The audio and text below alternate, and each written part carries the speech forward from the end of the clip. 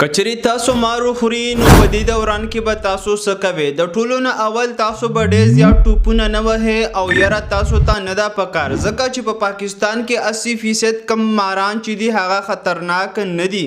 دویمه دا خبره چې تاسو په آرام باندې کینئ او کم ځای چې خوړلی مثال کې طور پر کچری تاسو لاسونه یې خوړلی وي نو دا به تاسو د زړه د سطحې نه لږ لاندې ونیسئ چې کم زهر که کیدی شي په هغه مار کې وي چې هغه ستاسو زړه ته نه ځي او ستاسو په وجود کې زر نه پریشانېږي او د هغې نه بعد به تاسو هغه ځای په اوبو او په صابون باندې ووینځئ او د هغې نه بعد که چیرې ستاسو په لاس باندې ګړۍ وي یا بل څه وي نو هغه به تاسو په وخت باندې اخوا کې ځکه چې کیدی شي دا ځای کې پړسوب راشي چې بیا په ویستو کې تاسو ته تکلیف وي یا ستاسو په لاس کې پاتې شي بیا به تاسو ته تکلیف وي او د هغې نه بعد چې کوم ځای خوړلی وي نو د هغه نه بر او لاندې تاسو په کپړه باندې هغه ځای نه وتړئ خو داسې وتړئ چې ډېر ټیټ نه وي او یو ګوته په هغه دواړو کې مطلب دننه کېښودلی شي چې ستاسو د وینې کم رفتار دی هغه نه خرابېږي. د هغې نه بعد بیا تاسو چې کله مار خوري نو تاسو هغه وخت هم وګورئ او هغه مار هم وګورئ چې په څه ټایم باندې تاسو خوړلی کیدی شي دا ستاسو په هسپتال کې په کار باندې راشي او تاسو نږدې ګورنمنټ هاسپټل یا ډاکټر ته ورشئ نو هغه به تاسو ته د